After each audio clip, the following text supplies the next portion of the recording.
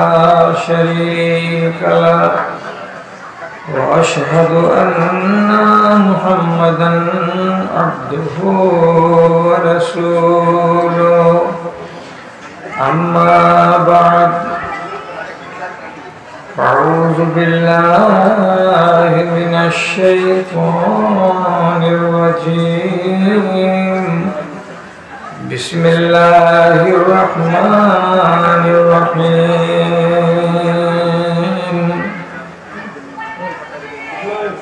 আয় যা সেখানে আয় আয় জ্ঞানের মারা আছে নাকি রে এটা কেন ভাত ভাত ভাত করছে না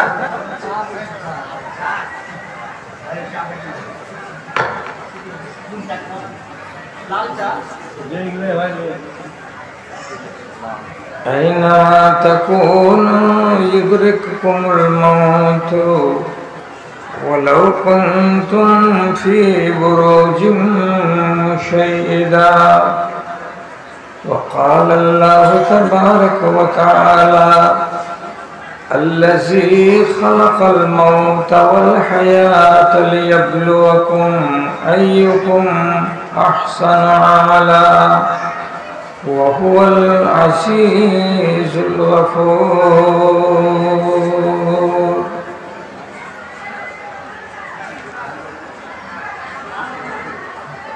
কমিটির লোক কেউ না এখানে কমিটির লোক না এখানে কেউ এখান থেকে হাঁকাতে পারো না কি জন্য এখানে দাঁড়িয়ে দাঁড়িয়ে মাতব্বরি করছে না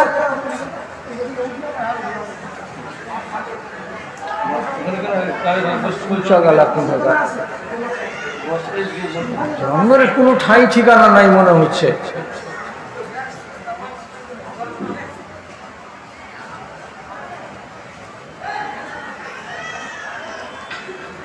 জীবন দুয়ারে জম এসে খাড়ো আর এদিক ওদিক নয় জোশ ছেড়ে দিয়ে হুঁশ দিয়ে করো মুনি অনুতাপার ভয় মনের খালি মাঠে বপন করো ধর্ম বীজ উঠে রাতে আখিরাত দিনে নেকির ফসল যদি কাটিতে বাসনা থাকে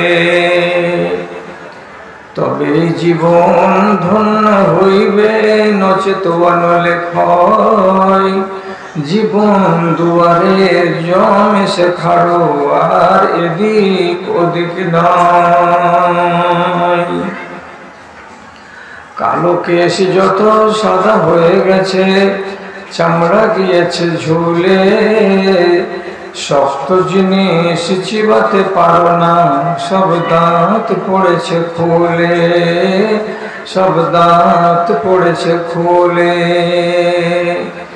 দর্পণ এবার আল্লাহকে আঁকো তুমি পরকালে পাবে জয় জীবন দুয়ারে জম এসে খাড়ো আর এদিক ওদিক নয়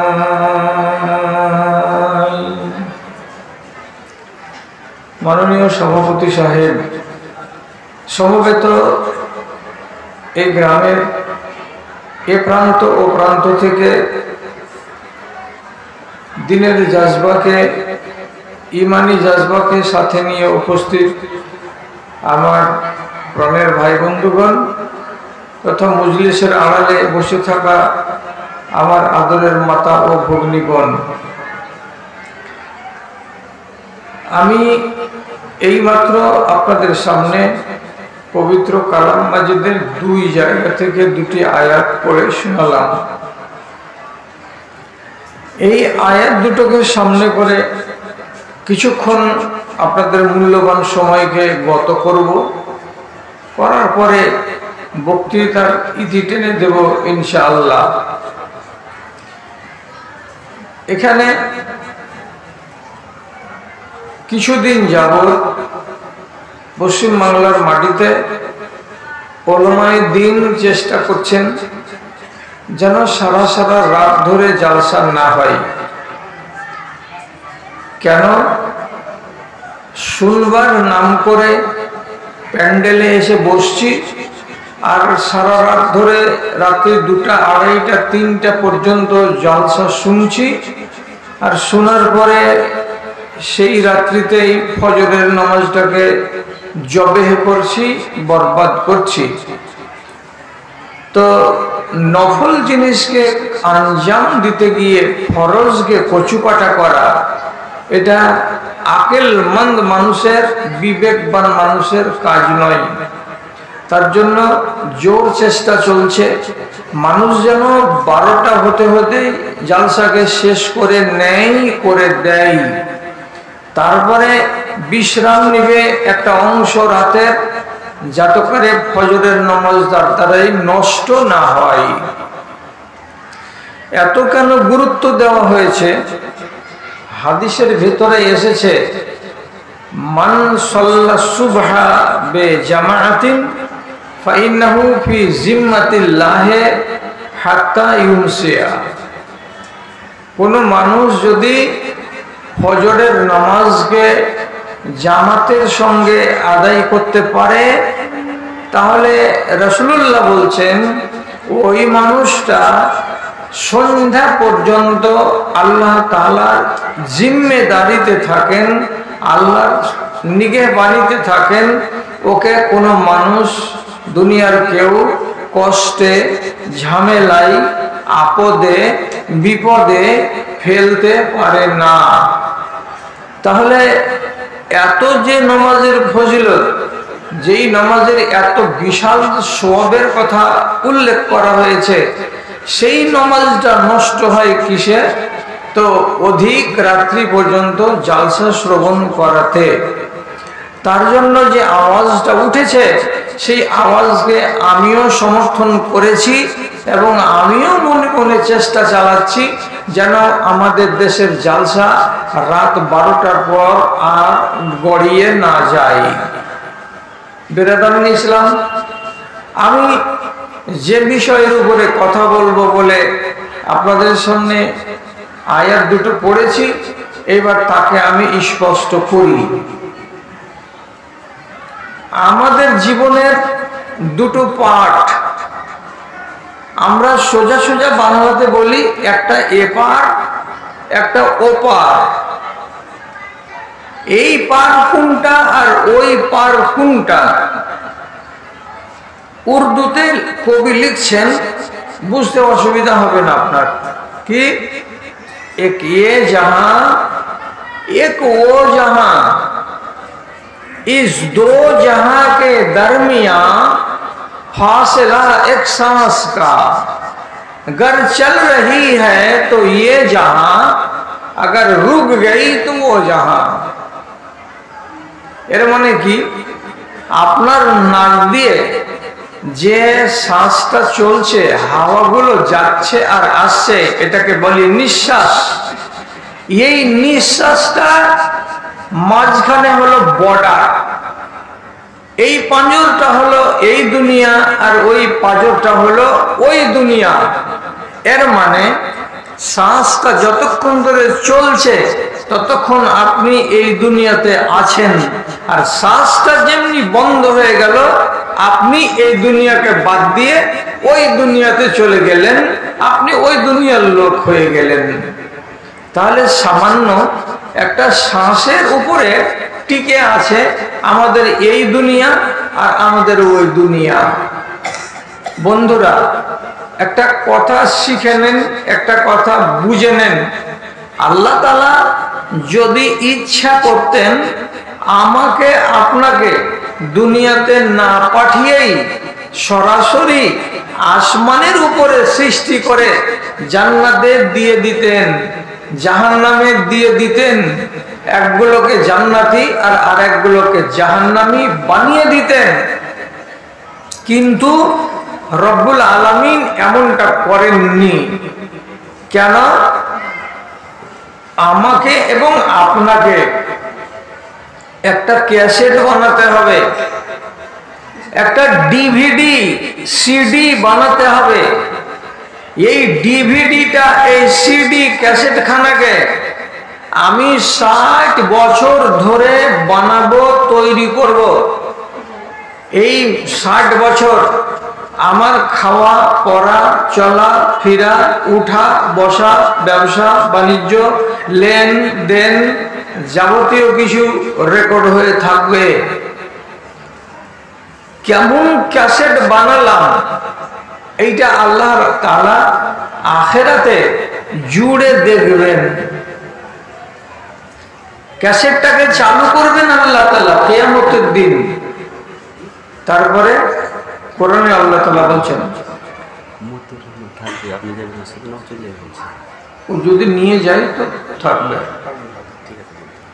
আল্লাহ তাআলা বলছেন ইয়াউমা তুবলাস সারাইরু ফামা লাহু মিন কুওয়াতিন ওয়ালা নাসির। কিয়ামতের দিন আল্লাহ তাআলা আপনার এই সিডি ক্যাসেটটাকে এই ভিডিও ক্যাসেটটাকে চালু করে দেবেন। দুনিয়ার মানুষেরা দেখতে পাবে, একজন নয় দুজন নয় হাজার হাজার মানুষ দেখবে। ভালো কাজ যদি করে থাকেন তাও দেখা যাবে, আর মন্দ কাজ যদি করে থাকেন তাও দেখা যাবে। এই ক্যাসেটটা আপনার ফয়সালা করে দেবে আপনি কোন দিকে যাবেন, জান্নাতে না জাহান্নামে। এই ক্যাসেট খানা বানাতে আসতে হবে কাকে? যতটি মানুষ আল্লাহ তাআলা বানাবেন বলে ইচ্ছা করেছেন অতটি মানুষের রূহকে আল্লাহ তাআলা আগে থেকে তৈরি করে রেখেছেন। কথা শিখেন। অনেক না জানা কথা আছে, আপনাকে কেউ শিখায়নি, কথাটা বুঝেন ভালো করে। আল্লাহ তাআলা যতটি মানুষ দুনিয়াতে পাঠাবেন সমস্ত মানুষের রূহকে তৈরি করে দিয়েছেন, ওইটিকে বাসনে রেখে দিয়েছেন আল্লাহ তাআলা। কিন্তু রূহগুলো যেই দেহের ভেতরে আসবে ওই দেহগুলোকে আল্লাহ তাআলা সবটিকে তৈরি করে রাখেননি। সময় হবে দেহ তৈরি হবে, আর যখন দেহ তৈরি হবে আল্লাহ তাআলা ওইখান থেকে একটা করে রূহকে নিয়ে আনবেন আর দেহের ভেতরে পুশ করে দেবেন। একটা করে আনবেন দেহের ভেতরে পুশ করে দেবেন। দেহ পরে তৈরি হয় আর রূহ আল্লাহ তাআলা আগে থেকে তৈরি করে রেখে দিয়েছেন। এবার বলি আল্লাহ রাব্বুল আলামিন আমাকে মারছেন কেন? আপনার গ্রামের হাজি গাজী মুন্না মুন্সিগুলোকে মেরে দিয়ে কবরে পাঠালেন কেন? তার জবাব হলো যে আপনাকে শুধু ক্যাসেট বানাবার সময় দেয়া হয়েছে। এই ক্যাসেট খানা বানা হয়ে গেলে এখানে থাকার আপনার দরকার নেই, জায়গাটা খালি করে দিতে হবে। কেন? এই দুনিয়াতে যতটি মানুষের বসবাস করার জন্য আল্লাহ তাআলা উপযোগী বানিয়েছেন অতটি মানুষ সব সময় থাকবে, আর বেশি মানুষকে আল্লাহ তাআলা এখানে রাখবেন না, ওকে কবরে নিয়ে নেবেন। তো যদি আমি না মরি, যদি আমার বাপ আমার মা আমার দাদা আমার বংশের লোকেরা না মরে, আর একদিক থেকে যদি মানুষ দুনিয়াতে আসতেই থাকে তাহলে দুনিয়াতে পা ফেলার জায়গা হবে না। কথা বুঝতে পারলেন? দুনিয়াতে পা ফেলার জায়গা মিলবে না। এই জন্য রব্বুল আলামিন মরা আর আবার জীবন দেওয়া দুটাকে চালু করে রেখেছেন। খবর রাখেন ভারতবর্ষের মাটিতে প্রতি মিনিটে 22 জন করে লোক মারা যায়, আর প্রতি মিনিটে 52 জন করে আল্লাহর বান্দা পয়দা হয়। খেয়াল আছে? প্রত্যেক মিনিটে 22টা করে মানুষ মারা যাচ্ছে, আর প্রত্যেক মিনিটে 52টা করে মানুষ নতুন দুনিয়াতে ভূমিষ্ঠ হচ্ছে। যদি না মরতো তাহলে আপনি আর আমি শ্বাস নিতে পারতাম না, চলতে পারতাম না। এই জন্য আল্লাহ তাআলা এটা নীতি করে দিলেন। কি করলেন? মৌত এবং হায়াত। যদি মৌত না দিই তো ওই দুনিয়ায় যাবে কি করে? তুমি হাত পা নাড়তেই থাকবে আর তুমি হাসতে খেলতেই থাকবে, আর তোমার বেটা ভাতিজারা তোমার দুটো হাতকে বেঁধে পাকে বেঁধে জবরদস্তি করে কি জিন্দাই কবরে ভরে দিয়ে আসবে? এটা কেউ পারবে জীবনে? এই জন্য আল্লাহ রাব্বুল আলামিন মৌত রচনা করলেন।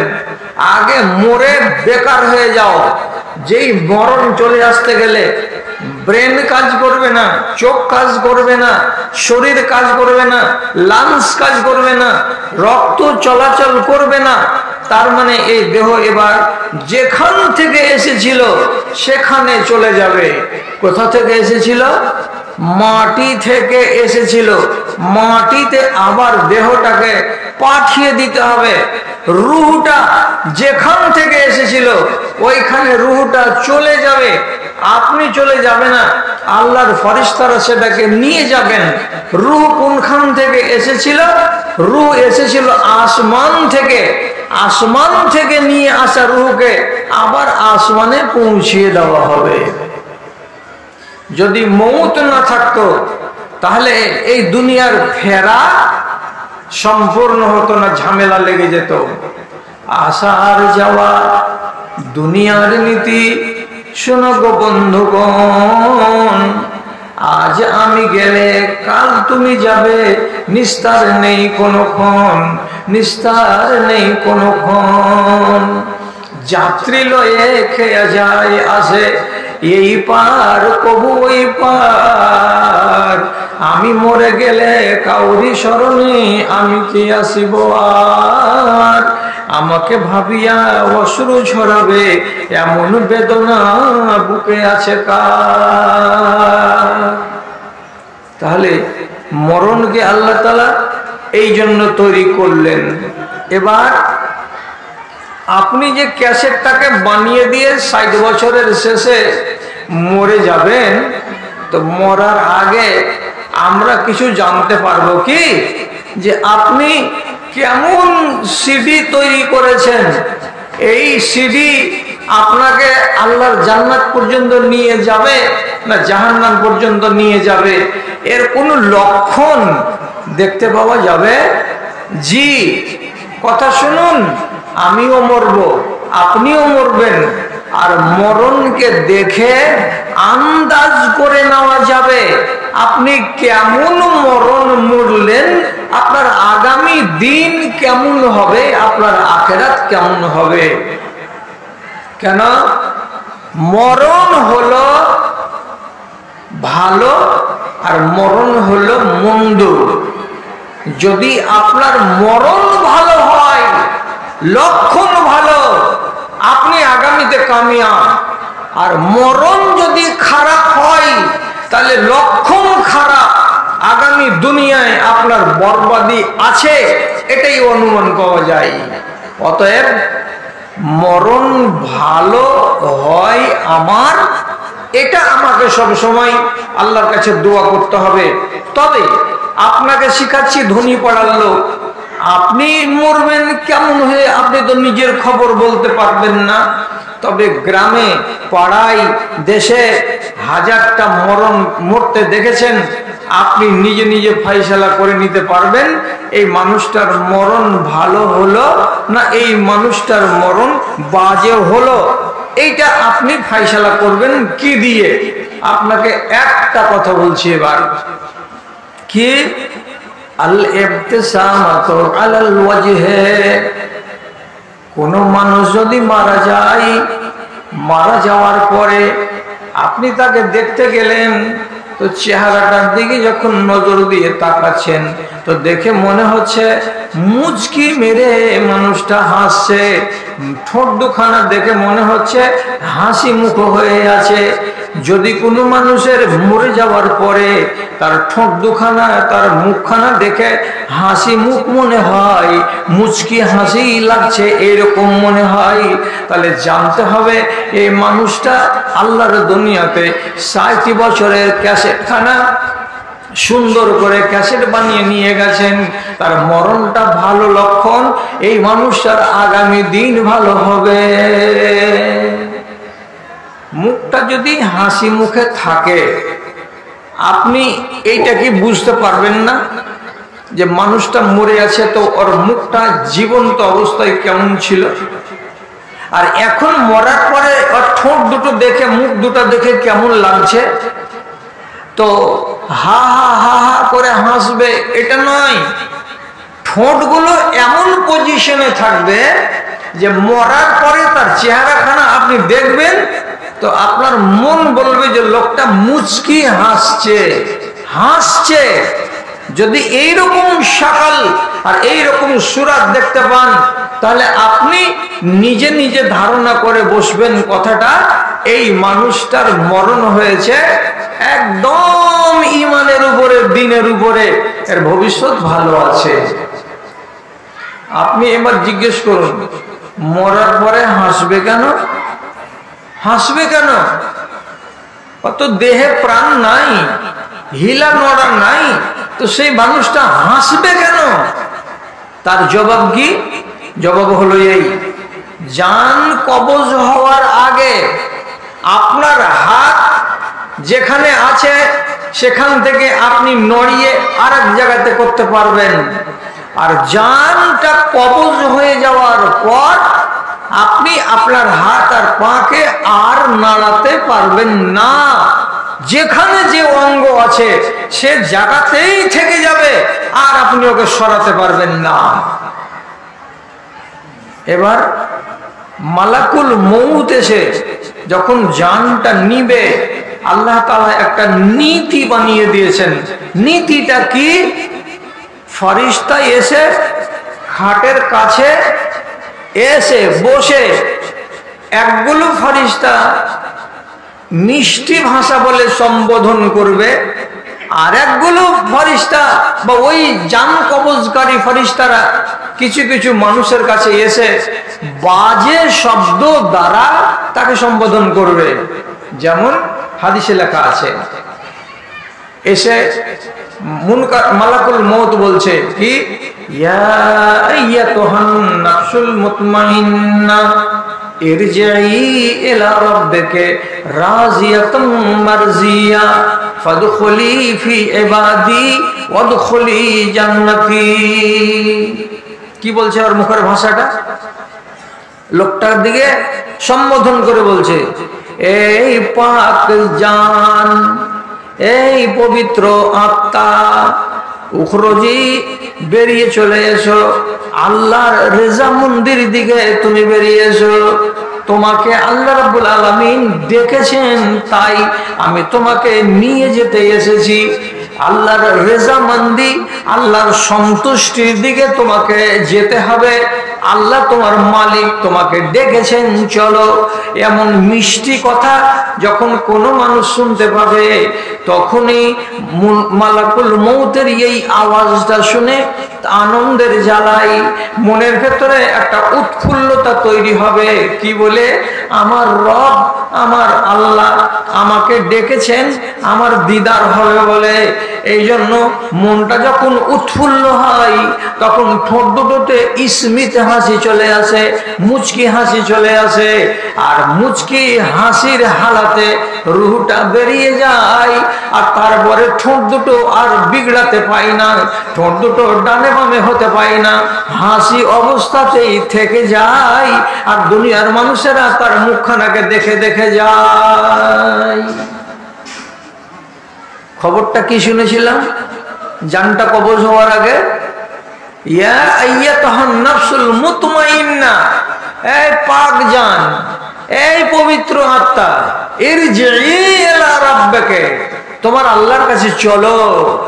তাহলে যদি আমাকে এমন মিষ্টি কথা বলে মুনকার কি বলে ফেরেশতারা, জান কবজকারী ফেরেশতা যদি আমাকে ডাকে, তা আবার মনটা তো খুশি হবে, আমাকে আমার রব ডেকেছেন। তাহলে যখনই এই পজিশন আপনার ভেতরে তৈরি হবে, মুখটাতে স্মিত হাসি এলো, আর ওই হালাতে জান কবজ হয়ে গেল। আর আমি আপনাকে কি বললাম? মরণের আগে আপনার হাত পা যে জায়গাতে ছিল, জান কবজ হয়ে গেলে ওখান থেকে আর ডানে বামে হবে না। এই জন্য রাসূলুল্লাহ সাল্লাল্লাহু আলাইহি সাল্লাম কি বলেছেন, ভালো করে বুঝেন। আরে জান্নাত যাওয়ার কথা, জাহান্নাম যাওয়ার কথা অনেক শুনছেন, কিন্তু পাওয়ার কথাটা শুনছেন না। জান্নাত পাওয়ার কারণটা আর উপায়টা কি এটা শিখছেন না। এগুলোকে কিছু আপনাকে শেখা দরকার। খালি পাবো পাবো পাবো পাবো মনে মনে বললে হয় না, এর উপায় আপনাকে খোঁজ করতে হয়। সহিহ হাদিসের ভেতরে আছে, রাসূলুল্লাহ একদিন এক সাহাবীর বাড়ি গেলেন তাকে দেখার উদ্দেশ্যে। তার নাম আবু সালমা।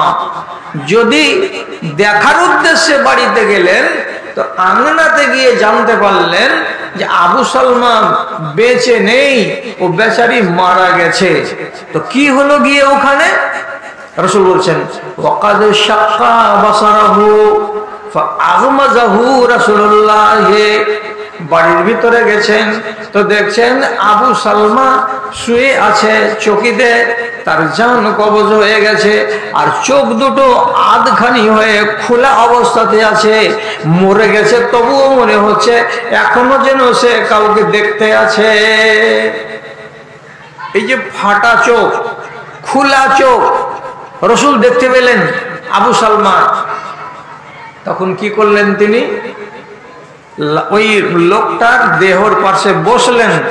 বসার পরে বাড়িতে যতগুলো ছেলে আর মেয়ে ছিল তাদের সামনে আল্লাহ পাকের নবী নিজের শাহাদাতের আঙুলটা দিয়ে এই চোখের পাতাটাকে নিচু দিকে করে চেপে দিলেন, আর এই চোখের পাতাটাকে ধরে নিচু দিকে চেপে দিলেন। এক্ষুনি মারা গেছে, টাটকা টাটকা, বেশি দেরি হয়নি, 2 ঘন্টা 4 ঘন্টা হয়নি। যখন পাতা দুটোকে নিচে চেপে দিলেন চোখ দুটা বন্ধ হয়ে গেল। তারপরে রাসূলুল্লাহ বলছেন ইন্নার রূহা ইযা কুবিজা ইত্তাবাহুল বাসারা। যখন মানুষের রূহটা বেরিয়ে চলে যায় 60 বছরের সাথী, তখন এই দেহটা অবাক হয়ে তাজ্জব হয়ে তার সাথীর দিকে তাকাই আর বলে সাথী তুমি ছেড়ে চলে গেলে, সাথী তুমি আমার কাছে রইলে না। সাথীকে দেখতে থাকে, রূহ উপর দিকে চলে গেল, এরকম দেখতে ছিল, আর রূহটা বেরিয়ে চলে গেল। তারপরে শরীরে আর ক্ষমতা নাই, রূহকে দেখতে গিয়ে চোখটা যে খুলে গেছে, চোখটাকে আর নিজে বন্ধ করতে পারবে না। এই জন্য রাসূল কি বলেছেন, যে কোনো বাড়ির লোক হুঁশিয়ার হও, মাইয়াত মরে যাওয়ার পর তার চোখ যদি খোলা থাকে পাতা দুটোকে একটু চেপে রাখো, পাতা যেন বন্ধ হয়ে যায়। মাইয়াতের পা যদি জড়ো থাকে বাড়ির লোকেরা হুশ করো, তাড়াতাড়ি পা দুটোকে সোজা করে দাও। মাইয়াতের হাত যদি বাঁকা থাকে তাহলে তাড়াতাড়ি করে হাত দুটোকে তার 2 সাইডে লম্বা করে সোজা করে দাও। এভাবে বুকের উপরে ওই নামাজ পড়ার মতো করে রেখে দিও না। যারা এই কাজ করে তারা ভুল করে। এইভাবে হাত রাখার কথা নয়, হাত দুটাকে সোজা করে লম্বা করে তার দেহের সঙ্গে লাগিয়ে দাও। ও বেচারি আর নিজের হাত আর পাকে নড়াচড়া করতে পারবে না। তাহলে ভালো মরণ দেখলাম একটা, কি মুখে চেহারাতে হাসি, মিষ্টি হাসি, স্মিত হাসি। আপনি বলতে পারেন লোকটা ভালো, লোকটার লক্ষণ ভালো, বলতে পারেন আপনি লোকটা ইনশাআল্লাহ জান্নাত পাবে, তার মরণ বলছে, আপনি বলতে পারেন। আরেকটা ভালো লক্ষণ বলছি, আনি ইয়ামুতা শাহীদান, কোন মানুষ যদি শহীদ হয়ে মরে যায়, শহীদ হয়ে যদি আল্লাহর পথে মরে যায়, আপনি জোর বাক্যে বলতে পারেন এই লোকটার পরিণাম ভালো হবে। সারাটা এই জিন্দেগিতে যতদিন বাঁচলো এই ক্যাসেট খানা তার জীবনের ফাইন ক্যাসেট বানিয়েছে, সুন্দর ক্যাসেট বানিয়েছে। এই ক্যাসেট আল্লাহ তাআলা কিয়ামতের দিন দেখলে রাজি হয়ে যাবেন। লোকটা মরে গেল কেমন হয়ে? তো শহীদ হয়ে। কাকে বলে শহীদ? পথে আল্লাহর চলিতে যাহারা করেছে জীবন দান, অবুঝ তোমরা মরে নাই তারা, তারাই মুসলমান। যারা আল্লাহর পথে জিহাদ করতে গিয়ে জান হারিয়ে দেয়, প্রাণ হারিয়ে দেয়, তারাকে শহীদ বলা হয়। এবং এদের ফজিলতে আল্লাহ রাব্বুল আলামিন বলছেন, ওয়ালা তাকুলু লিমান ইউকতালু ফি সাবিলিল্লাহি আমওয়াত বাল আহইয়াউ ওয়ালাকিন লা তাশউরুন। আল্লাহর পথে জিহাদ করতে গিয়ে যে মানুষগুলো মরে গেছে, ওরাকে তোমরা কোনোদিন মরে গেছে বলিও না, ওরা মরে গেছে এই কথাটা বলিও না। ওরা আল্লাহর কাছে জীবিত আছে, কবরে আল্লাহ রাব্বুল আলামিন জীবিত করে তাদেরকে রাখেন। আবার কি অন্য জায়গায় কোরআন মাজিদে লেখা আছে, ওয়া ইনদা রাব্বিহিম ইউরযাকুন। ওই মানুষটাকে তার কবরে রব্বুল আলামিন কেমন করে দেন তিনি জানেন, আমি জানি না। টাইমে টাইমে, সকালে বিকালে দুপুরে রাতে, যখন তখন আল্লাহর পক্ষ থেকে রিজিক এসে পৌঁছে যায়, আর ওই দেহটার ভেতরে রিজিক গুলো পৌঁছে যায়। আর যার কারণে কবরে পড়ে থাকা লাশটা একেবারে গোটা হয়েই থাকে, বছরের পর বছর, বছরের পর বছর কবরের ভেতরে যদি রেখে দেওয়া যায়, তার একটা চুল বাঁকা হবে না, তার দেহের মাংসগুলো কিঞ্চিত পরিমাণে গলবে না। যেমন জিন্দা মানুষের শরীর তাজা হয়ে থাকে, তেমনি শহীদ হয়ে মরে যাওয়া মানুষের দেহটা তাজা হয়ে থাকে। বিশ্বাস হল না? যারা শহীদ হয়ে মরে গেলে আপনি আনন্দিত হন লোকটা সম্পর্কে, এই লোকটার মরণ ভালো। জি, লম্বা করব না, শর্টে ওয়াজ করব। তার ভেতরে বলে দিচ্ছি, উহুদের যুদ্ধের দিন রাসূলুল্লাহ মানুষের যারা শহীদ হয়েছিলেন তারাকে একটা একটা করে কবর বানাতে গেলে ৭০-৭২টা কবর খুঁড়তে হবে। কে খুঁড়বে এত কবর? এই জন্য চওড়া করে করে কবর খুঁড়ে এক একটা কবরে দুটা করে লাশ রাসূলুল্লাহ রেখে দিতে বলেছিলেন। জোড়া জোড়া করে সেদিন দাফন করা হয়েছিল। একটা সাহাবীর নাম বলছি, তার নাম আব্দুল্লাহ। কবরে দেওয়া হলো ডবল করে। কিছুদিন পর হাদিসের পাতায় আছে 6 বছর পর জানতে পারা গেল যে উহুদের পাহাড়ের পাশে দিয়ে একটা ক্যানেল বয়ে গেছে। সেই ক্যানেলের পানিগুলোতে ঝুরঝুরকে লেগে আব্দুল্লাহর কবরটা কিন্তু খানিকটা ফাঁকা হয়ে গেছে। এইভাবে যদি ছেড়ে দেওয়া যায় তাহলে কবরের মাটিগুলো সব সরে যাবে আর লাশটা দেখা যাবে উদাম হয়ে যাবে।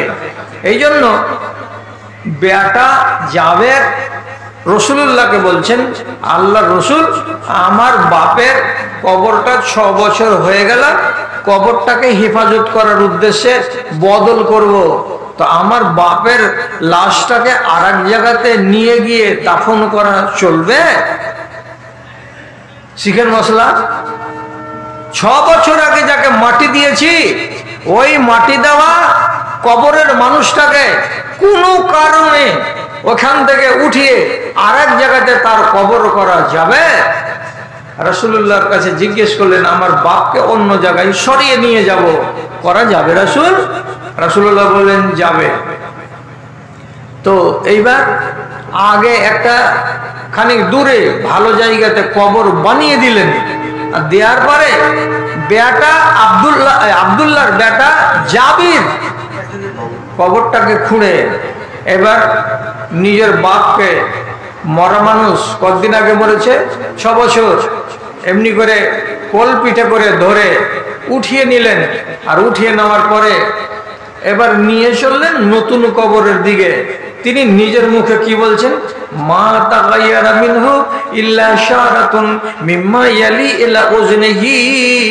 আমার বাপকে আমি যখন কবর থেকে উঠিয়ে ঘাড়ে করে নিলাম, তখন দেখছি আমার বাপের হাত কিংবা পা কিংবা কোনো আঙুল, কোনো অঙ্গ কবরে পড়ে থেকে গেল নাকি দেখি। তো আমি নজর দিয়ে যদি দেখছি, তো আমার বাপের বাম কানের পাশেকার কয়েকটা চুলগুলো জমিনে পড়ে থেকে গেল, বাদ বাকি সম্পূর্ণ দেহটাকে যেমন আগে 6 বছর আগে ছিল ওই রকমই আমি সহি সালামতে উঠিয়ে নিয়ে গিয়ে অন্য জায়গাতে সমাহিত করলাম, দাফন করে দিলাম। আমার বাপের কোনো কিছুই সরেনি, পচেনি। ভাইজান, বেশি কথা বলে লাভ নেই। এরকম কোনোদিন শুনেননি অমুক জায়গাতে একটা লাশ পাওয়া গেছে, কতদিনের যে লাশ জি গোটা হয়ে গেছে? আমি একটা পড়িনি, আমি দুটা পড়িনি, আমার মনে হয় আমি 10 থেকে 15টা ঘটনা আমার জানা আছে যে কবে যে মরেছে তার হিসেব নাই। আর 30 বছর 40 বছর 100 বছর পরে কবরের ভেতরে দেখা যাচ্ছে যেমন কার তেমন লাশটা হয়ে আছে, মাটিতে খায়নি ওকে।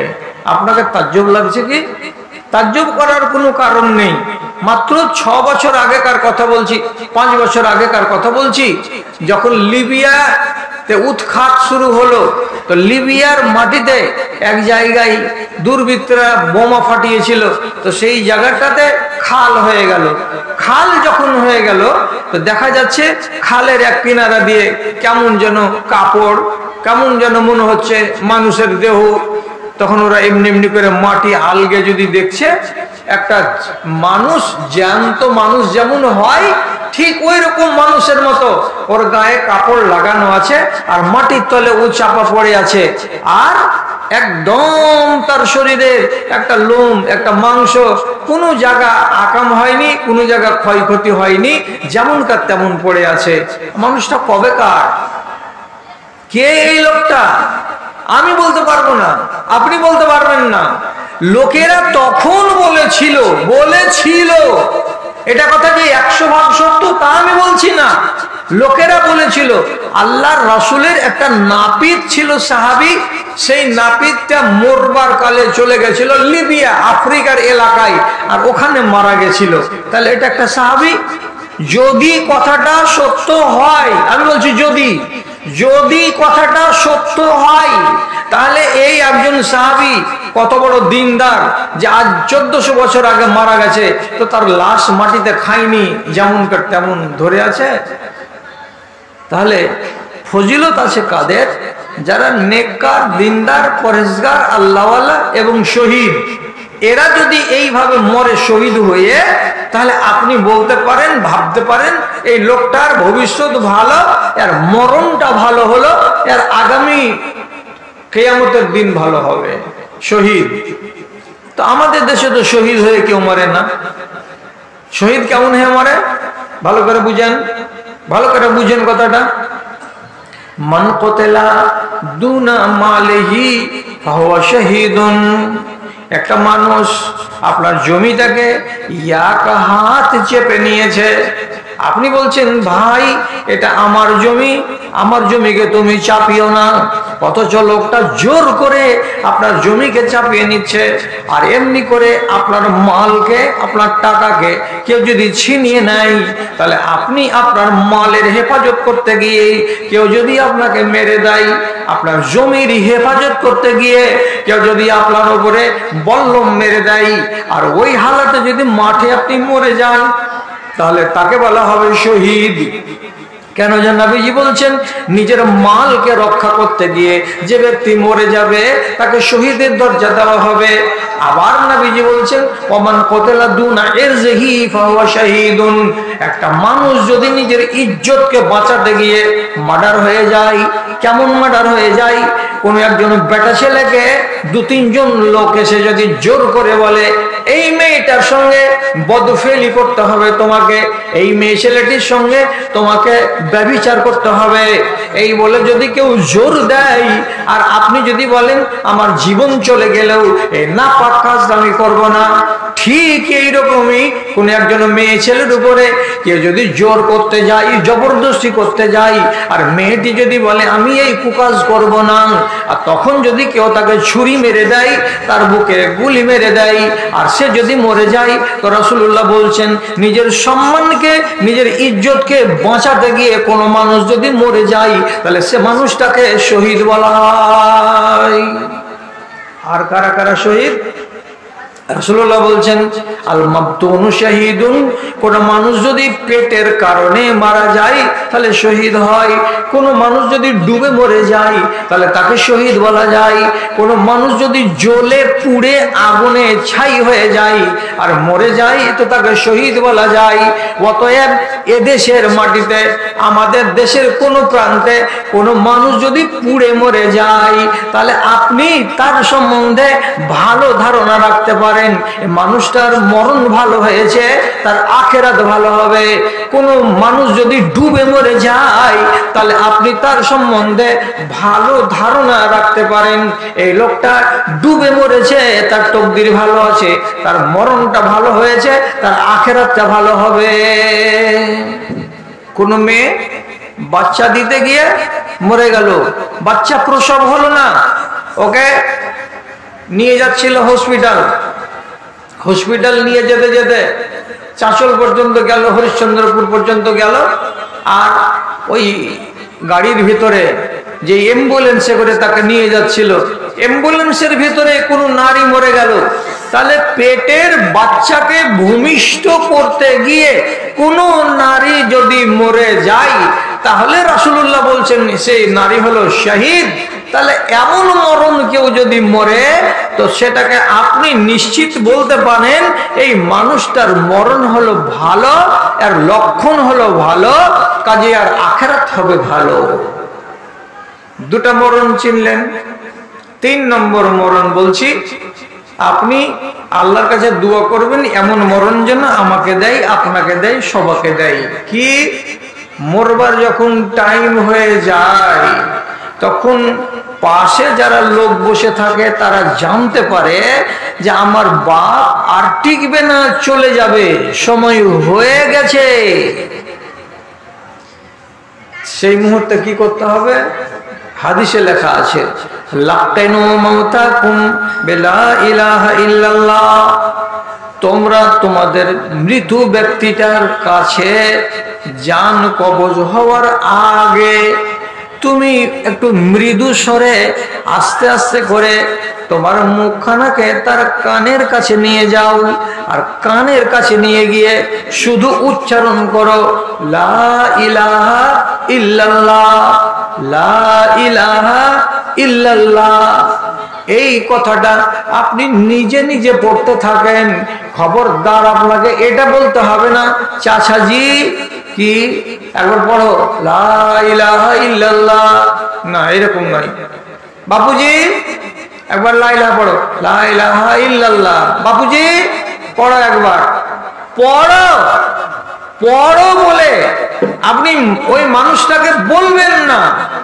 ও যদি বলে দেয় এরকম কথা, পড়তে পারি না, পড়তে পারি না, পড়া হয় না, পড়তে পারি না, পড়তে পারবো না, পড়া হয় না, এমন উক্তি যদি ওর মুখ থেকে বেরিয়ে যায় তাহলে গন্ধ লাগছে কিসের? মরবার কালে মুখ দিয়ে লা ইলাহা বেরিয়ে আসছে না। এই জন্য আপনি ওকে পড়েন বলবেন না, শুধু ওর কানের কাছে গিয়ে আপনি নিজে বলবেন লা ইলাহা ইল্লাল্লাহ।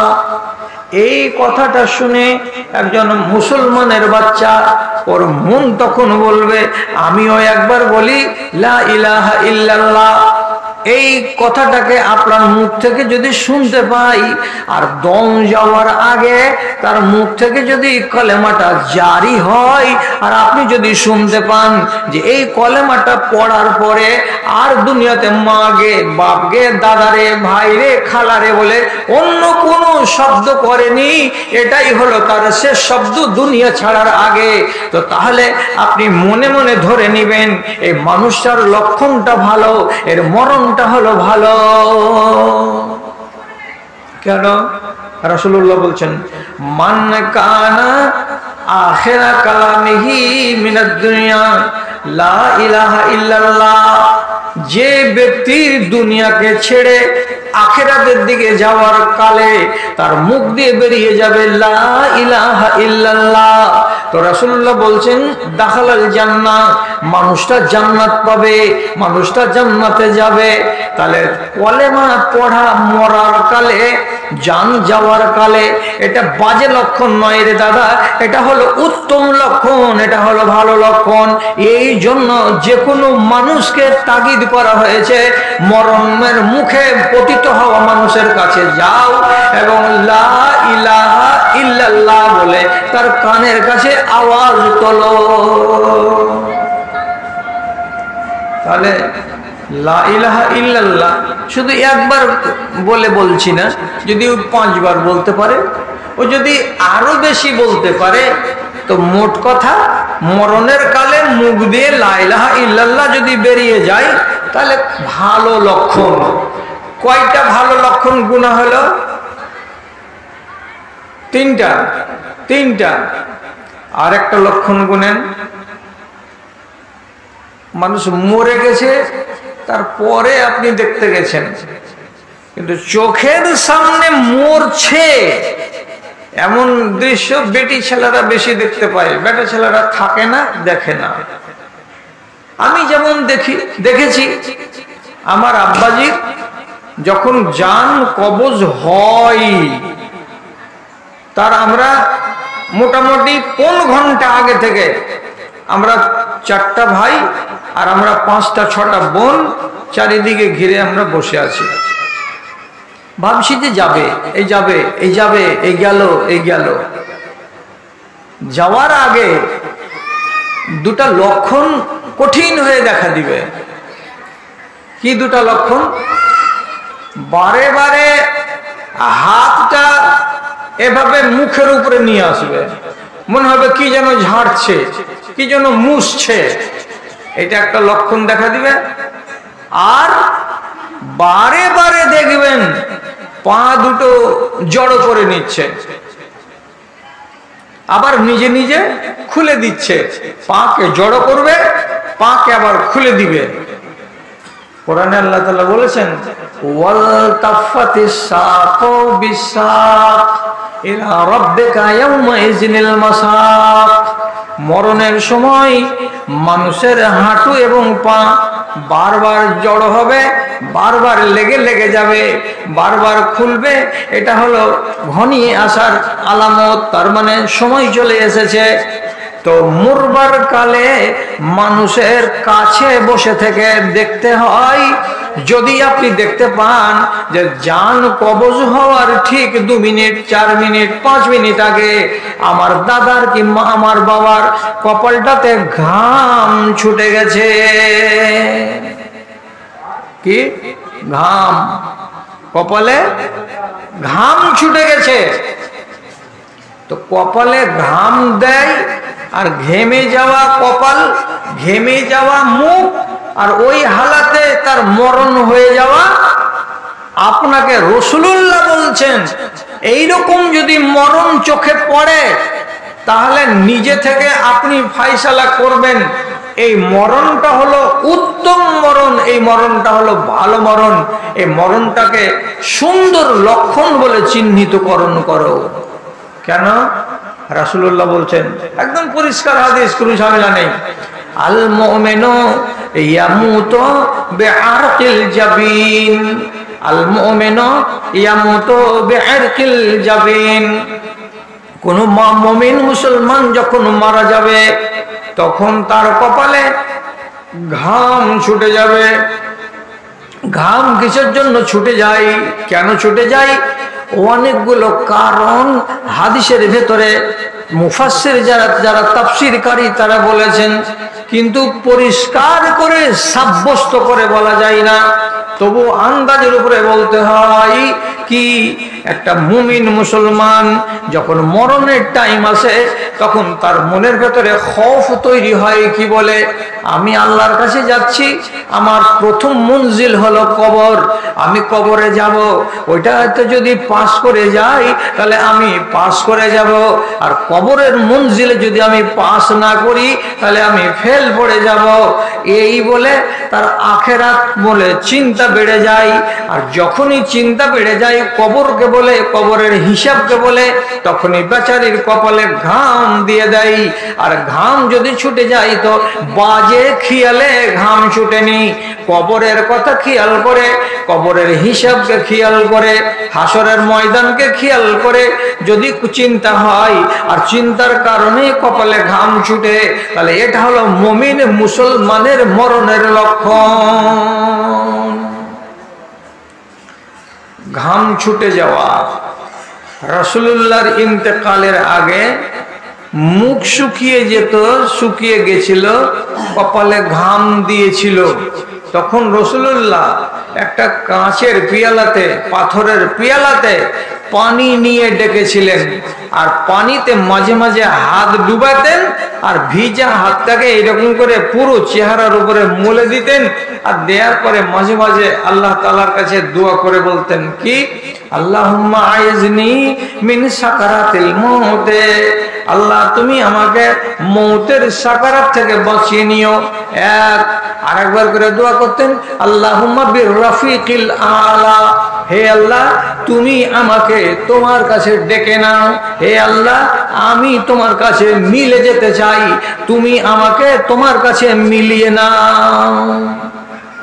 তাহলে আপনার সামনে 4 নম্বর লক্ষণ বলা হলো, একজন মানুষের মরণ হয়, তাহলে মরণটা কপালে ঘাম দিয়ে হতে গেলে এটা হলো ভালো লক্ষণ। 5 নম্বর লক্ষণ বলছি, রাজুলুন ইয়ামুতু ওয়া হুয়া ইয়াবুদু, কোন মানুষ যদি ইবাদত করতে করতে মরে যায়, কোন মানুষ হাল চালাতে চালাতে মরে গেল, কোন মানুষ কোন জায়গাতে শুয়েছিল, ঘুমিয়ে থাকা অবস্থাতে মরে গেল, এইগুলা হতেই পারে। কিন্তু কোন মানুষের মরণ যদি ইবাদত করা অবস্থায় হয়, ইবাদত চলতে চলতে তার মরণ হয়ে যায়, তাহলে আপনি নিশ্চিত হয়ে যাবেন মনে মনে এই মরণটা আল্লাহ তাআলা লোকটাকে দিয়েছেন বড় পবিত্র মরণ, এটা হলো বড় শুভ লক্ষণ, তার জন্য ভালো লক্ষণ। ইবাদত করতে করতে মরে যাওয়া কেমন? আপনি কোরআন পড়ছেন, কোরআন পড়ছেন সকাল টাইমে, কাফ হা ইয়া আইন সাদ, যিকরু রাহমাত রাব্বিকা আবদাহু যাকারিয়া। কোরআন পড়তে পড়তেই আওয়াজ বন্ধ হয়ে গেল, মুখটা কোরআনের উপরে আগা দিকে ঝুঁকে লেগে গেল, কিংবা ডান দিকে অথবা বাম দিকে কাত হয়ে পড়ে গেল বিছানাতেই। তাহলে মানুষটা কি কাজ করছিল? কোরআনের তিলাওয়াত করছিল। কোরআনের তিলাওয়াত করা হলো ইবাদত। আপনি রোজা রেখেছিলেন, রোজার হালাতে আছেন, ইফতার করেননি, আসরের টাইম, জোহরের টাইম, বেলা 10টার সময় রোজার হালাতেই আপনার মরণ হয়ে গেল, তাহলে আপনি কোন হালাতে মরলেন? ইবাদত করতে করতে মরলেন। ভাই, আপনার নিজের যদি আঙুল চালিয়ে এগুলো দেখার ক্ষমতা না থাকে, তাহলে আপনার কোনো পোতাকে জিজ্ঞেস করবেন, কোনো নাতিকে জিজ্ঞেস করবেন, হারে মুজিবুর তোর মোবাইলে এইরকম কোন দৃশ্য আছে রে? কি? তো একটা গায়িকা গান করছে, ডান্স করছে, গান করতে করতে, ডান্স করতে করতে মাইক্রোফোন ধরিয়েছিল, দুম করে স্টেজের উপরে পড়ে গেল। দৌড়িয়ে গিয়ে যদি তার হাত পা নেড়ে দেখছে তো মরে গেছে। আপনি বলুন তো কোন হালাতে মরলো? তো ডান্স করতে করতে মরলো। এর মানে এর মুডটা ভালো অবস্থায় হলো না। একটা লোক মাইক্রোফোন ধরে এবার কি করবে? ফাইসালা দিতে যাবে। কিসের ফাইসালা? বিশ্ব সুন্দরী প্রতিযোগিতায় কোনটা মেয়ে ফার্স্ট হয়েছে, তো বিশ্ব সুন্দরী প্রতিযোগিতায় 20টা 30টা করে বেটি ছেলেকে সামনে আনা হয় এবং বেহায়া করে আধা উলঙ্গ করে তাদের সবকিছু শরীরে দেখা যায়, কেবল যৌনাঙ্গের মেন অংশটুকু দেখা যায় না এবং তাদের বুকের মেন অংশটুকু দেখা যায় না, বাকি পিঠ, শরীর, কাঁচা হাঁটু, পিণ্ডলি সবই কিছু দেখা যায়। তো এইগুলো একটা মানুষ দেখলো আর দেখার পরে ফাইসালা শোনাবে কোনটা বেটি ছেলে 1 নম্বর হয়েছে সুন্দরীর দিক দিয়ে। এইরকম একটা মানুষ মাইক্রোফোন হাতে করে রেজাল্ট দিতে যাচ্ছে, এমন সময়তে দুঃখ করে স্টেজের উপরে পড়ে গেল আর পড়ে গিয়েই মরে গেল। আপনি বলুন তো এ মানুষটা কোন কাজে গিয়ে মরেছে, ভালো কাজে না মন্দ কাজে? তো উলঙ্গ নারীদেরকে দেখে তাদের রেজাল্ট দেওয়ার কাজে নিশ্চিত হয়ে যান, আর মরণ ভালো হয়নি। রোজার হালাতে মরণ হয়ে গেল, কোরআন তেলাওয়াত করতে করতে মরণ হয়ে গেল, নামাজ পড়তে পড়তে মরণ হয়ে গেল। তাহলে ইবাদতের মধ্যে থাকা অবস্থায় যদি আপনার মরণ হয়ে যায়, তাহলে জানতে হবে আপনার কপাল ভালো, আপনার লক্ষণটা ভালো। আপনাকে কি দেব ইশারা, কি দেব ইঙ্গিত? ভাই জানেরা, আপনারা তো একবারে অজ্ঞ মানুষ নন, একটু বলতে পারবেন কি হযরত উমরকে খঞ্জর মারা হয়েছিল জমিতে হাল চালার সময়? কখন? নামাজের সময়, ফজরের নামাজ পড়াচ্ছিলেন, তাই না? নামাজ পড়াতে পড়াতে খঞ্জর মেরে দিল, এত দূর ফুটিয়ে দিল যে পাকস্থলী পর্যন্ত চিরে দিল। আর এই হালাতেই হযরত উমর দুনিয়া থেকে চলে গেলেন বিদায় হয়ে। তাহলে ইবাদতে ছিলেন, ওই হালাতে আক্রান্ত হলেন। আমি আপনাকে একটা সত্য ঘটনা শোনাচ্ছি, একটু সবক নিবেন তার জন্য। ইরাকের মাটিতে কুফার শহরে একজন ইমাম সাহেব ছিলেন, তার নাম জুরারা বিন আউফা, একজন তাবেঈ এবং একজন কাজী, আর বড় ন্যায় পরায়ণ মানুষ, ইনসাফ পছন্দ মানুষ। আল্লাহ তাআলা ওকে এত পরেজগার করেছিলেন। একদিন ফজরের টাইমে মসজিদে, যেই মসজিদে উনি ইমামতি করতেন, সেই মসজিদে ইমামতি করার জন্য দাঁড়িয়েছেন। তো নমাজের হালাতে তিলাওয়াত করতে করতে যদি সাংঘাতিক আয়াত চলে আসে, তো আরব দেশের যারা ইমাম, যারা ভাষা বুঝে, তারা ফুফরে ফুফরে কাঁদে। হয়তো ফুরসাত হয়নি আপনার, আপনি জানতে পারেন না। আমি কতবার শুনেছি, এই আলেমগুলো যদি নিজের মোবাইলে এগুলো দেখে থাকে, নিশ্চয়ই এরা শুনেছে মদিনার ইমাম সাহেব ফজর ওয়াক্তে নামাজ পড়াইছেন, আর এমন এমন আয়াত যখন চলে আসছে তখন ফুফরিছেন আর তিলাওয়াতকে বন্ধ করে দিচ্ছেন। 2, 4, 5, 7, 10 সেকেন্ডের জন্য কোরআন পড়তে পাচ্ছেন না। আবার ওইটাকে অনেকে করেন কি, যেমন আল্লামা সুদাইস আছেন কাবার ইমাম, উনি যখন এরকম খতরনাক আয়াত আসে তখন একটা আয়াতকে 2 বার 3 বার করে পড়েন। কেন? দিলে ঘা লাগে, অ্যাটাক করে। আল্লাহ, এগুলো কথা হবে, এগুলো কথা হবে। সেদিন জুরারা বিন আউফা ফজরের নামাজ পড়াচ্ছেন, তো পড়াতে পড়াতে একটা আয়াত পড়লেন। আয়াতটা কি? ফাইজা নুকরা ফিন নাকুরে যালিকা ইয়াউমুন আসির। যেদিন ইসরাফিল বাঁশিতে ফু লাগিয়ে দিবেন, সেই দিন ফু লাগিয়ে দিতে গেলে ওই দিনটা বড্ড ভয়ানক দিন হবে, দিনটা বড্ড কঠিন দিন হবে। কেমন কঠিন দিন হবে? তো দাদারে আমার, আগে থেকে তিনি জানেন ইসরাফিল যদি বাঁশিতে ফুঁক দিয়ে দেয় তাহলে এবারে দুনিয়াতে ভূমিকম্প শুরু হয়ে যাবে। এবং কোন নারীর পেটে যদি বাচ্চা থাকে, যে বাচ্চাটা 1 মাস পরে প্রসব হতো, ভয়ের জ্বালাই কখন যে প্রসব হয়ে যাবে জানতে পারবে না। চোখের সামনেই এত বড় বড় পাহাড়গুলো তুলার মতো হয়ে উড়ে উড়ে উড়ে উড়ে বেড়াবে এবং জমিনে ভূকম্প শুরু হয়ে যাবে। তাহলে চিন্তা করুন তো ওই দৃশ্যটা কত ভয়ানক হবে, কত কঠিন দৃশ্য হবে। এই কথাগুলো তার জানা ছিল। যখন আয়াতে পড়লেন ফায়জা নুকিরা ফিন্নাকুর, যেদিন সিংহাতে ফুঁক মেরে দেওয়া হবে, সেদিন বড্ড ভয়ানক দিন হবে, কঠিন দিন হবে। পড়লেন, মগজে দৃশ্য ভেসে গেল, সামলাতে পারলেন না। ফাখাররা সাকিতান, যেই জায়গাতে দাঁড়িয়ে দাঁড়িয়ে ইমামতি করছিলেন ওই জায়গাতে তিনি দুম করে পড়ে গেলেন। আর যেমনি পড়ে যাওয়া, তেলাওয়াত বন্ধ হয়ে গেল, তখন পিছনের সারি থেকে একজন লোককে হাত দিয়ে ইশারা করে আগে পাঠিয়ে দেওয়া গেল। আর ওই মরা ইমামকে ওখান থেকে 3-4 জন লোক তারা নমাজ ছেড়ে দিয়ে ঘাড়ে করে ওখান থেকে তাকে বের করে নিয়ে চলে এলো।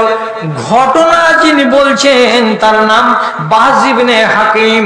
তিনি বলছেন সেই দিন ওই মসজিদে আমি নিজে মওজুদ ছিলাম ফজরের নামাজে, যখন ইমাম সাহেব দুঃখ করে পড়ে গেলেন জমিনে, মরা মানুষকে ঘাড়ে করেছিলাম সেই দিন আমি। এটা মিথ্যা ঘটনা নয়, এটা হলো সত্য ঘটনা। তাহলে ইবাদত করতে করতে যদি মানুষ মরে যায়, সে কোন ইবাদত? নমাজের ইবাদত, রোজার ইবাদত, কিংবা হজের ইবাদত, কোরআন তিলাওয়াতের ইবাদত, এই ইবাদত করতে করতে মরে গেল, তাহলে আপনি ওর ব্যাপারে নিশ্চিত হয়ে যান বেচারির শুভ লক্ষণ, ওর পরিণাম ভালো হবে ইনশাআল্লাহ। কয়টা হলো? 5টা, 6টা বলছি কি? তো 6টার বেলা এটা আমাদের ধনী পাড়ার লোকের কপালে আছে কি না আল্লাহ জানেন। তাহলে 99.5 বলা যাবে নাই। আমার বাড়ি বিশনপুর, তো আমার গ্রামের লোকের কপালে আছে। আমি বলতে পারি 99.5 চান্স নাই। যদি আল্লাহ কলমে লিখে রাখেন তাহলে হয়ে যেতে পারে, নালে হবে না। কেন বললাম কথাটা? তো রাসূলুল্লাহ বলেছেন, হাদিসটা একদম সহি, লাউ ইস্তাতাতা আন তামুতা বিল মাদিনাতে ফালিয়ামুত ফাইন্নী উশাফিউ লিমান মাতা বিল মাদিনাতে। রাসূলুল্লাহ বলছেন, তুমি যদি পারো মদিনা যাও, মদিনার মসজিদে নামাজ পড়ো, 2 দিন থাকো, 3 দিন থাকো, 4 দিন থাকো, 5 দিন থাকো, 10 দিন থাকো, তোমার থাকতে মানা নেই। কিন্তু যদি পারো, তোমার মরণ যদি মদিনায় হয়ে যায়, আর মদিনায় মরণ হওয়ার পরে তোমার লাশটাকে যদি বাকি কবরস্থানে দাফন করে দেওয়া যায়, তাহলে তুমি নিজেকে জানবে হ্যাঁ আমি ভাগ্যবান। তুমি কি করে জানবে যে কোথায় মরলাম? তুমি যদি মদিনায় মরো, আর আমরা ধনী পাড়ার লোক যদি জানতে পারি অমুক লোকটা মদিনায় মারা গেছে আর তাকে বাকি কবরস্থানে সমাহিত করা হয়েছে, তো যারা যারা কানে শুনতে পাবেন অমুকের বেটা অমুক মদিনায় মরেছে, তো এমন খবর কানে গেলে সাথে সাথে আপনি ভাবতে পারেন এই লোকটার কপাল ভালো, এর মরণটা ভালো হয়েছে। কোথায়? তো মদিনায়। কেন এটা ভালো কেন হলো? কি জন্য ভালো হবে এই মরণটা? তো রাসূলুল্লাহ বলছেন, আমি যারা বাকি কবরস্থানের ভেতরে সমাহিত হয়েছে, এর মানে কি রাসূলুল্লাহর যুগ থেকে শুরু করে কিয়ামত পর্যন্ত যত মানুষকে মদিনার ওই মাকবারাতে দাফন করা হবে, তাদের সম্বন্ধে রাসূলুল্লাহ বলছেন কিয়ামতের দিন আমি তাদের জন্য সুপারিশ করব আল্লাহর কাছে। আল্লাহর কাছে আমি যদি সুপারিশ করি, তো রাসূলুল্লাহ হলেন এমনই একজন নবীর নবী যে অন্য নবীর কথা আল্লাহ রাব্বুল আলামিন সহজে কবুল করবেন না, এবং অন্য নবী সহজে আল্লাহ তাআলার সামনে মানে সুপারিশ করার জন্য যাবেন না। কিন্তু আমার নবী বলছেন আমার সুপারিশ করা হলো কাজ, আমি সুপারিশ করব। এবং সহিহ হাদিসে লেখা আছে ফায়াখিরু সাজিদান, কেউ যদি আল্লাহ রাসূলের কাছে কিয়ামতের দিন কোনো দরখাস্ত নিয়ে যায়, রাসূলুল্লাহ সঙ্গে সঙ্গে সিজদায় পড়ে যাবেন। তখন আল্লাহ তাআলা বলবেন, হে আমার নবী, আজকে হাসরের ময়দানে কিসের জন্য সিজদায় পড়েছো? ইরফা রাসাকা ওয়া সাআলতু উতা ওয়াশফাতু শাফা, মাথাটাকে উঠান আর যেটা চাওয়ার আছে চান, যার ব্যাপারে সুপারিশ করবেন তার সুপারিশ কবুল করা হবে। তখন আল্লাহ পাকের রাসূল মাথাটাকে উঠাবেন আর নবীজির কথা অনুযায়ী সেই দিন হাজার হাজার মানুষকে বিনা হিসাবে আল্লাহ তাআলা নাজাত দিয়ে দেবেন। তাহলে রাসূলুল্লাহর সুপারিশ কবুল হবে আল্লাহর কাছে। আর আল্লাহ পাকের নবী বলছেন যারা মদিনাতে মরবে এবং বাকি কবরস্থানে সমাহিত হবে তাদের জন্য আমি হাসরের ময়দানে আল্লাহর কাছে সুপারিশ করব। এটা হলো বড় খুশির খবর, এটা হলো বড় আনন্দের খবর। তার জন্য আপনাকে 6 নম্বরে বললাম কি, যদি কপালে লাগে আর জুটে আর মরণটা মদিনায় হয়ে যায়। হযরত উমরের মতো লোক মাঝে মাঝে মরবার যখন সময় কাছিয়ে এলো তখন একবার করে দোয়া করে উঠতেন আওয়াজ করে। কি বলে দোয়াটা কি বলে করতেন? আল্লাহুম্মা রযুকনি শাহাদাতান ফি সাবিলিকা ওয়াজআল কবরি ফি বালাদে নবিয়িকা। কি তর্জমা? হে আল্লাহ, আমাকে তুমি তোমার পথে শহীদ করে মারিও, তোমার পথে আমি যেন শহীদ হয়ে মরি। শাহাদাত দিও, শাহাদাত নিবে। আর তারপরে ফের দোয়া কি করছে শেষখানটা, ওয়াজআল কবরি ফি বালাদে নবিয়িকা, তোমার নবীর শহরে যেন আমার কবরটা হয়। আমি শহীদ হব বটে, কিন্তু ইরানের মাটিতে যেন আমাকে মাটি দেওয়া না হয়। আমি শহীদ হব বটে, কিন্তু প্যালেস্টাইনের মাটিতে, মিশরের মাটিতে যেন আমার মাটি না হয়, আমার কবর না হয়। কোনখানে কবর হবে? তো তিনি বলছেন তোমার নবীর শহরে, তার মানে মদিনাতে যেন আমার কবর হয়। কত মিষ্টি তামান্না, আশা, আকাঙ্ক্ষা। বেটি হাফসা বলতেন, বাপুজি তোমার দোয়া করার ঢংটা দেখে আমাকে একটু উল্টা লাগছে। কেন রে বেটা? বলছি তুমি আল্লাহর পথে শহীদ হয়ে মরতে চাইছো, কবর লিবা মদিনাতে, তো তুমি মারা যাবে খাইবারে, তো তোমার লাশকে 15 দিন পরে ধুয়ে নিয়ে এসে মদিনাতে মাটি দিবে নাকি কেউ? তুমি মারা যাবে ইরাকের মাটিতে, তো ওইখান থেকে 20 দিনের রাস্তা, তোমার মরা লাশটাকে কেউ নিয়ে এসে মদিনাতে মাটি দিবে নাকি? হয় তুমি মদিনাতে মরণ চাও, আর না হয় তুমি বলো যে আল্লাহ তুমি আমাকে শহীদ করে মারো। শহীদ করে মরার সাথে মদিনাতে কবর কেন চাইছো? এটা কেমন কেমন কেমন কেমন লাগছে। হযরত উমর বলেছিলেন, আরে বেটি, যে কথাটা চাচ্ছি এটা কি কোনো মানুষের কাছে চাচ্ছি? আল্লাহর কাছে চাচ্ছি। আল্লাহর কাছে চাইতে গেলে অভাব আছে কি? ইচ্ছা করলে আল্লাহ দিয়ে দিতে পারেন। আমার মরণ শহীদের মরণ হবে, আর আমার মাটি রসুলের এই মদিনাতে হবে, আর বাকি কবরস্থানে আমার সমাধি হবে। এটা কি অসম্ভব আছে রে মা? তো বেটি মানতে পারে না যুক্তির বিচারে, আর ইমানের বিচারে হযরত উমর বলছেন না, এটা সম্ভব, অসম্ভব নয়। দেখেন, ফিরোজ দেইলামি বলে একটা পারস্যের গোলাম ফজরের টাইমে নামাজ পড়াচ্ছিলেন হযরত উমর, চাকু মেরে দিল পোখাতে এবং পেটের ভেতরে সব ওঝড়িগুলোকে কেটে কেটে দিল, পাকস্থলীকে চিড়ে দিল হযরত উমরের।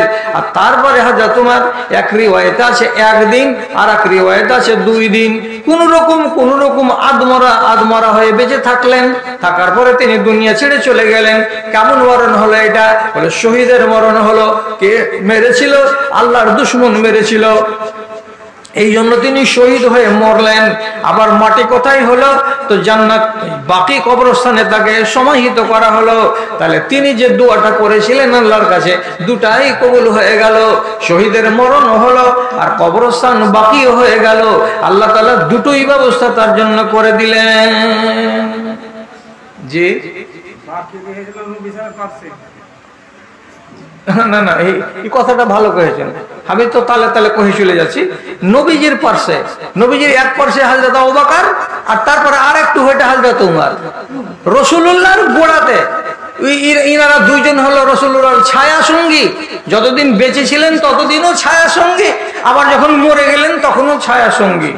আর এই জন্য আমাকে আর আপনাকে যখন মদিনা মসজিদে জিয়ারতে ঢুকতে হয়, তখন প্রথমে একবার সালাম দিতে হয় রাসূলুল্লাহর নাম ধরে, আর তারপরে আরেকবার সালাম দিতে হয় হযরত আবু বকর সিদ্দিকের নাম ধরে, তারপরে আরেকবার সালাম করতে হয় হযরত উমর রাদিয়াল্লাহু তাআলা আনহুকে স্মরণ করে বা তার নাম করে। তো এটা নাম তো করতে হয় না। কবরগুলো আলাদা আলাদা হয়ে তেরছা তেরছা হয়ে আছে, ওই জায়গাতে জায়গাতে দাঁড়াবেন আর আসসালামু আলাইকুম আহলাদ দিয়ারিল মুমিনিন ওয়াল মুসলিমিন যে দোয়াটা আছে, সে দোয়াটা আপনাকে পড়তে হয়। তাহলে কবার পড়া লাগে 3 বার। কেন? যে ওই ঘরের ভেতরে, রাসূলুল্লাহর ঘরের ভেতরে কয়টা কবর আছে? 3টা কবর আছে। তাহলে রাসূলুল্লাহর মাটি, দেশের মাটিতে অর্থাৎ তার শহরে উনি মাটি পেয়ে গেলেন, হাজার তোমার দোয়া করলেন করে, আর শাহাদাতের মরণ চেয়েছিলেন, শাহাদাতের মরণও পেয়ে গেলেন। তাহলে আমি আপনাকে কি বলেছিলাম? আল্লামা আলবানী রহমতুল্লাহ আলাই এই হাদিসটাকে সহি বলেছেন যে রাসূলুল্লাহ সাল্লাল্লাহু আলাইহি সাল্লাম এটা সুপারিশ করবেন যারা মদিনাতে মারা যাবে আর এই কবরস্থানে সমাহিত করা হবে তাদের জন্য। তাহলে আমি কি এরকম ভাগ্যবান হতে পারি? নাম নিব না, ইশারা ইঙ্গিতে যারা পারবে বুঝে নিবে। কারবোনা গ্রামের একজন আল্লাহওয়ালা পর পর 2 বার উমরা করলো, একবার হজ করলো, বারে বারে যাচ্ছে। তো যাওয়ার কালে বলছে, আল্লাহ আমি তোমার নবীর দেশে মরবো এই নিয়ত করে যাচ্ছি। মরণ তো ছিনিয়ে নেওয়া যায় না, আল্লাহ তুমি মরণটা দিও। 2 বার গেল, 2 বার জিন্দা মানুষ ফিরে বাড়ি চলে এলো, মরণ দিল না আল্লাহ তাআলা। তারপরে শেষ বয়সে আবার চলে গেল উমরা করতে।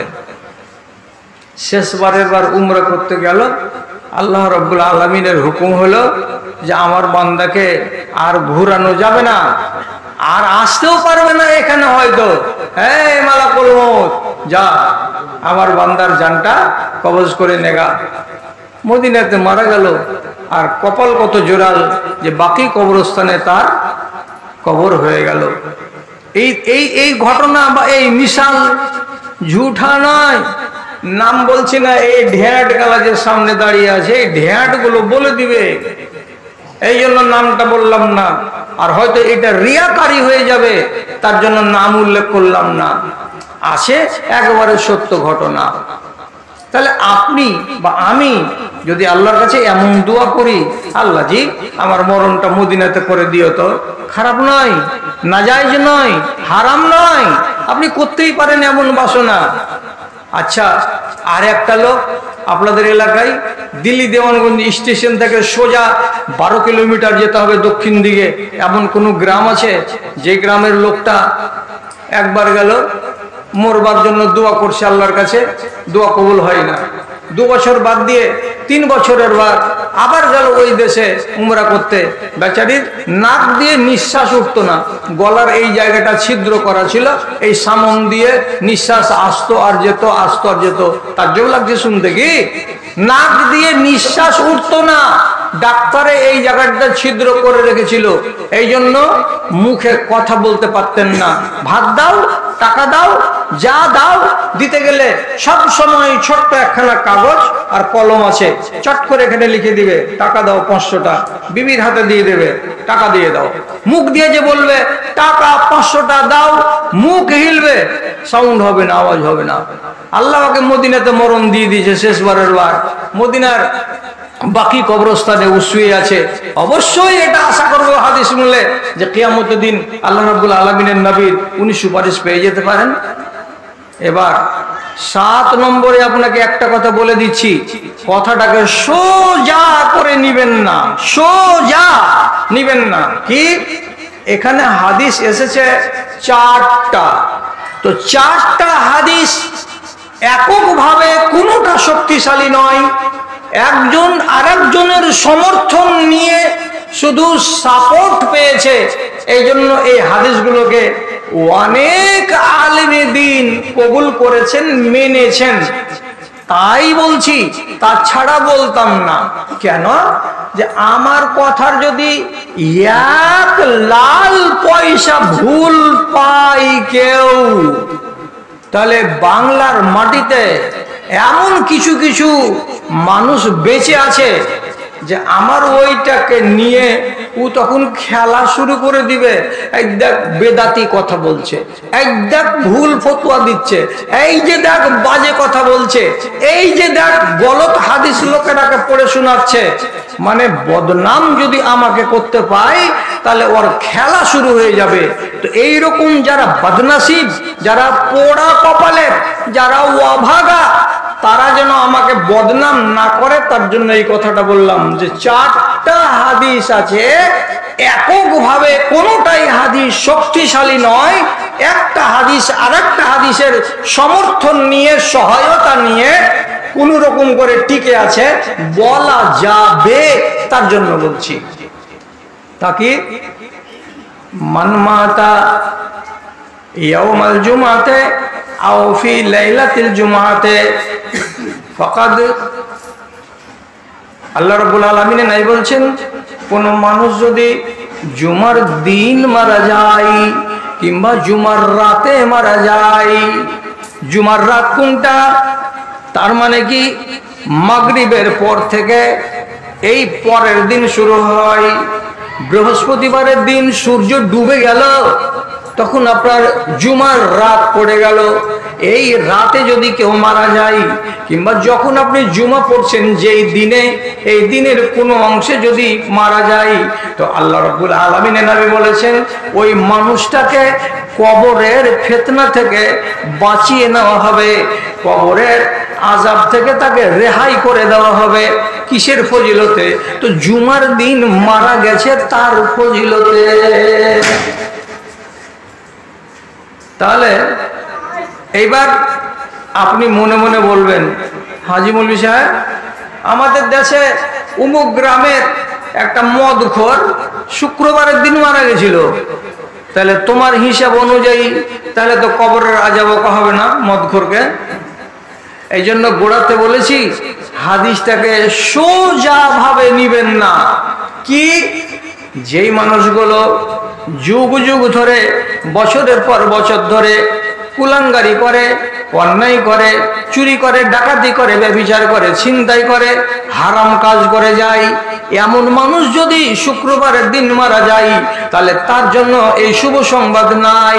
কিন্তু যেই মানুষগুলো এইরকম অন্যায় সারা বছর করে না, এইরকম জুলুম সারা বছর করে না, এইরকম অনিয়মের ভেতরে সারা বছর ডুবে থাকে না, এরকম সাধারণ মানুষ যারা ইবাদতের মধ্যে দিয়ে দিন কাটায়, তারা যদি শুক্রবারের দিন মারা যায়, তাহলে পরে তাদের এটা মঙ্গলের পরিচয় হিসাবে ধরা যায়। ভাইজানেরা, কতটি কথা বললাম আর কতটি কথা সভাপতি, কতক্ষণ কথা বলা হলো? 1.5 ঘন্টা কাছিয়ে গেছে। তো যাজ্ঞা 5 মিনিটের ভিতরে সামটে নিচ্ছি। মন্দ মরণ হলো কি?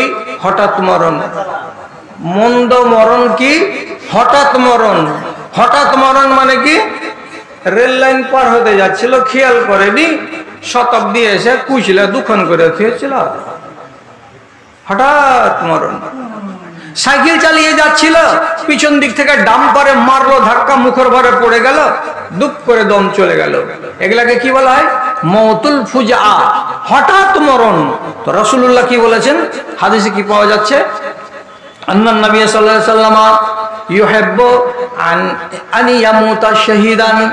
রাসূলুল্লাহ চিরদিন পছন্দ করতেন আমি যেন শহীদ হয়ে মরি, কিন্তু রাসূলুল্লাহ শহীদ হয়ে মরেন নাই।